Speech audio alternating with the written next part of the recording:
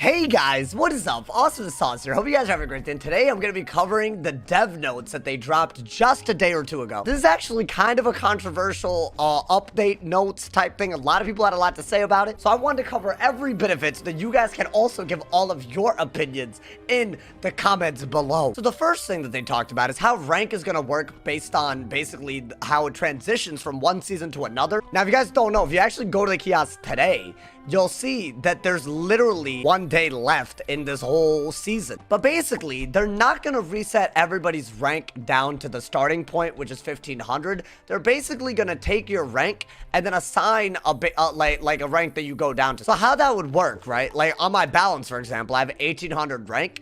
In the next season, this rank is going to become 1775. And it might seem like there's no real reason to do that, but I think really what's going to happen is that they're banning a lot of TCs, which we're going to cover in this video, and there's just changing up how the timer works. So in some ways, some people's rank might be a little inflated. It might be a lot better right now than they are going to be next season, or they might not be. But to account for that, I think they're giving you a little wiggle room to rank back up, just in case your rank is inaccurate, because it's based on last season and not this season's stuff. Even still, I don't think, I mean, you could end up losing like 50 rank at very high ranks, which is kind of annoying, but I don't think it's enough for it to matter. One of the reasons I say this, like, I don't think it's going to matter as much if it drops down a little bit. Basically, what they're also adding is you're not going to be able to rank against someone. Like, you're not going to be able to PvP or queue up against someone unless their rank is within one title of your rank. So if you're a recruit, then you can only actually get other recruits or corporals, which is one title above you. So as a captain, I can only basically fight either marshals, which are 1900 to 2000, captains, which are 1800 to 1900, or knights, which I believe are 1700 to 1800 or 1750 to 1800, something like that. So it still gives you a gigantic range of people to fight against. It's still quite a few people,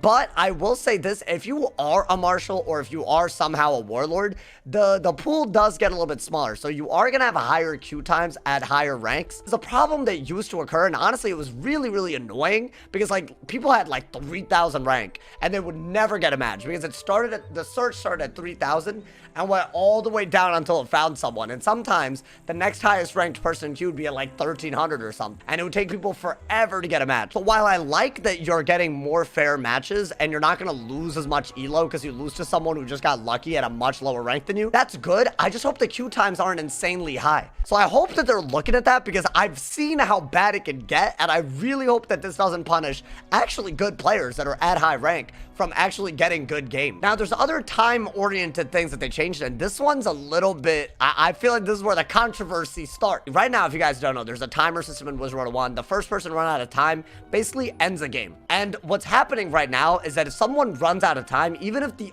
other person that they're going against isn't out of time, the game ends, both people lose rank, and both people get a queue-based matchmaking infraction. If you rack up enough of those, you can't queue. Even if you don't ever run out of time, you could go against enough people that do, and then you won't be able to queue. That's how it is now, but I guess they're addressing it. So now, an actual timer, that starts at 5 minutes now. They're raising it to 7 minutes, so I guess a timer game itself, when two players are going against each other on slow schools, it's pretty much never gonna happen. But what about people that intentionally timer because they're sad inside and they're, you know, they don't really care about the other person and they're really stupid people? So those people, now what's gonna happen is they're gonna get the infraction, but the other person that didn't run out of time is no longer going to get the infraction. Now, that part is good, but in the dev notes, you might notice something. Both people still lose rank when there's a draw, and I really still don't get how this works, because let's say that I'm going against a lower ranked person, even if it's harder to get someone that's way lower ranked now, that's a good thing. Let's say even a little bit lower ranked, right? Just because they got salty and intentionally run out timer,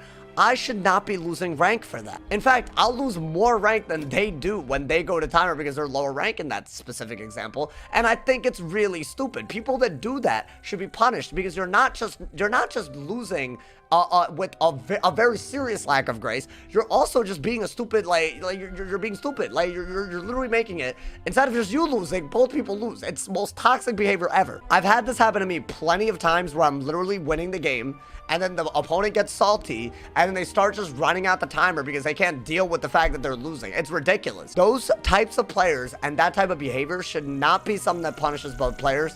I still don't get it. I get one thing, it's that you don't want someone to force a timer to benefit both players, obviously that's never going to be a thing. And by benefit, I mean if neither player loses rank, that's also a form of benefit. I still think people should lose rank, but I think the person who lost the actual timer game should lose incredibly more rank than the person who didn't. I'm talking like 2 or 3 rank for a timer game if you didn't run out of time, and like 10 to 20 for the person that did. Because honestly, that should be the last thing on anybody's mind when they're losing, to run out timer. Now, this is where things start to get pretty interesting. Actually, like, this is really fun. I think they're actually changing some of the shield-based Rochambeau spells, and I'm really thankful for this because honestly, I think right now, maybe 5 out of the 7 schools, with the exception of Myth and Fire, they all just run Myth Mastery, and it's gotten really repetitive. And really, the reason they do it is because of this spell, right? You literally convert any shield on your opponent into universal 50 shields onto yourself. It's literally not just an anti-shield gambit, it's free defense for days. So it really came down to one who packed more of these and who started the Jin's defense war. So now, all of these shield Rochambeau spells give 25 shields, not 50 shields, 25 shields, which basically means that fewer people are going to be running this for sure. But also, if you're actually losing the Jin's defense war, it's no longer the end of the world. You just literally hit through the shield half the time. And honestly, you could probably just infoul and you're ready to go. You've countered a Jin's defense. There's other shield spells like Oni's Morbidity, there's Glacial Fortress, there's Wall of Blades. All of those give 25 shields now. They're not just completely game-ending moves anymore. That's a really good thing in my opinion. They're also changing the overtime-based spells, and this one I'm a little bit iffier on because I don't know if it's helpful or if it's hurtful or if it's just different. Right now, right? Let's say they use a meltdown on a shield. It just creates a 5-round overtime that only really detonates on the 5th round.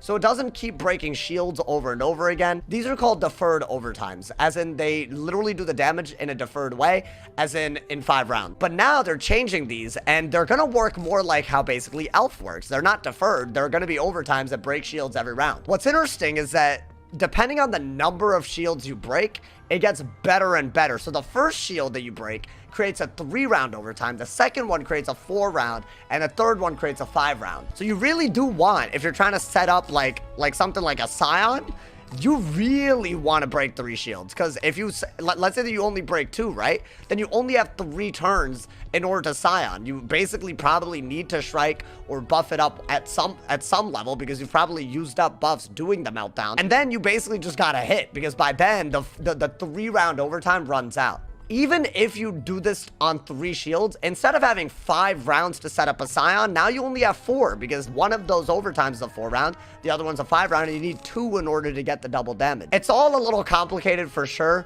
but basically this is gonna have more shield breaking utility, which is really good. I actually really like that. You no longer can shield against a meltdown, you basically have the weakness, but it also gives you a much smaller window to set up gambits, which means maybe Scion might not be the best spell to use with meltdown, and it might now be a spell like Phoenix, which does extra damage due to an overtime, and it can even do extra damage for 2, but you have, I guess, fewer rounds to set up a Scion, so maybe a Phoenix is better. The next big change is that they're basically saying that most common pet maycasts are now only going to fire once a match. I don't know what a common pet maycast is, but I've been using maycasts on a couple of my wizards, and they're very stupid when they spam. Like Locust Swarm and D-Lance, these are maycasts that you can get once in a game, and it completely shifts the game in your favor. So more than once was already a little crazy, so I think it's a very good idea that if you are gonna, you know, sacrifice stats, obviously, for a maycast, it's not gonna hand you the game, it's gonna give you maybe 1 round of tempo that you wouldn't have otherwise gotten. I think this is a very good idea. Honestly, there isn't really much more to say on this. I think maycasts can get really crazy. Limiting them like that is a very good idea. Now we get to what I think a lot of people had the most issues with,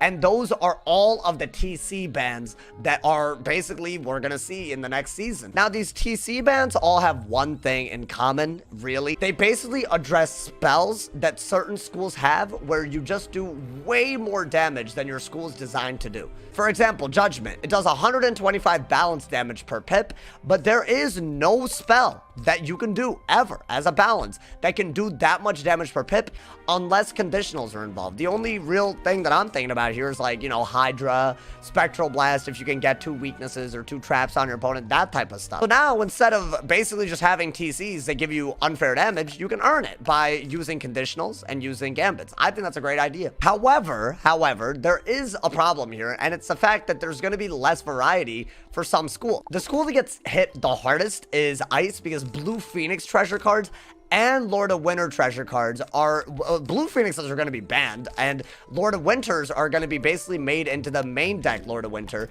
So instead of getting like, I don't know, 1,000 ass damage on your hit, you basically get 700 on your low end hit, or I guess, what is it, 795?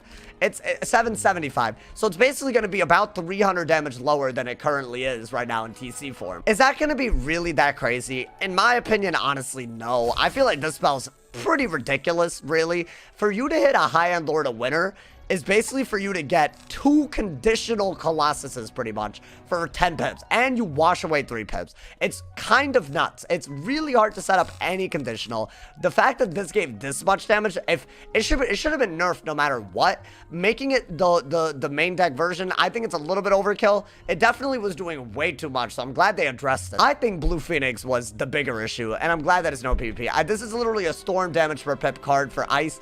Again, it makes really no sense at all. I think what's going to happen, unfortunately, is Ice is going to have to rely much more on Frostbite, and they're just going to be that school that Frostbites into bombs, and every Ice player is going to play the same. I think that's a really, really big shame, but I'm hoping that maybe without Jin's defense being such a big part of it, there will be some room for variety so that, you know, you can use other masteries. So hopefully there is some hope for Ice, but I don't know about that one. And finally, the big change that's, I don't know if this is going to be good or not. They basically are going to be removing mutates from PvP. I think they're going to be auditing them, so I don't think they're going to leave the game forever. I think just for the season, they're just not going to be in the game. I assume Season 3 will see mutates again, but TC mutates and main deck mutates are going to be no PvP. That means that Death will not be carried by Minnow anymore, which is kind of interesting because I honestly think that in the latter half of the season, I've seen a lot of Doomonis, I've seen a lot of Vons, I've seen a lot of combos like that, so they might still have a lot of room. It's just without Minnow, they might not have a heavy hitter,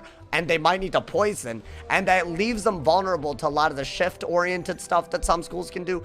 And also, let's not forget, obviously, Storm with Kraken. They have a lot of weaknesses now if they rely on poisons for shield breaking rather than a Minnow. I think Minnow seemed to be way too powerful as a death spell, but there's other mutates that I didn't think were too powerful. I think they just didn't fit school identity. I'm gonna miss using Fire Wyvern on the fire because I thought it was a very good spell and it fit school identity and it worked. So there are definitely mutates that they didn't need to remove from PvP, but I guess because of spells like Minnow, they are. I really don't know what they're gonna be doing with mutates. I hope that the answer is that they just audit them so that they're not, like, you know, broken like Minnow.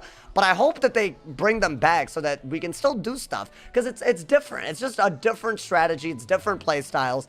I hope that that type of variety doesn't get lost when they go about standardizing everything. Oh, and one more thing, I forgot to mention this. Mandar is getting fixed, and basically, if you use the Rage Aura in PvP now, this is not in PvE, it's just in PvP, but basically you still keep the 30% incoming. So now there's a trade-off for the double pip gain and the 40% outgoing that you get from Mandar. I really doubt many people are going to be using Mandar just off of that change alone. If they are, it's probably going to be as a finisher, not as a whole strategy. I don't think there's going to be such thing as a Mandar Myth Wizard anymore. And again, that's a really good thing for school identity and stuff, because really, Mandar's not a Myth school identity thing. There's nothing trap about it. There's nothing minion about it. There's no stuns about it. It was just something that people were spamming Q with for no damn reason. So I'm hoping that we're going to see some more really cool Mandar plays and not just brainless Frenzy Mandar right away and then get a bunch of pips and then just spam Minnow and Athena. It was stupid. It was skillless. It was stupid. There are other TCs like Decathlon 3-pip TCs and like Oni No Jade and other over DPP spells that are banned.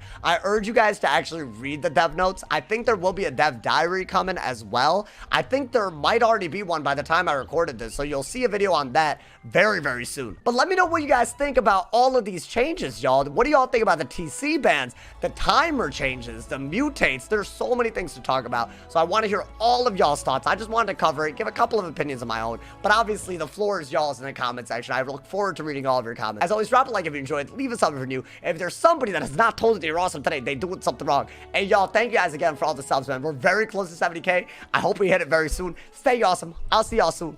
And yeah, y'all.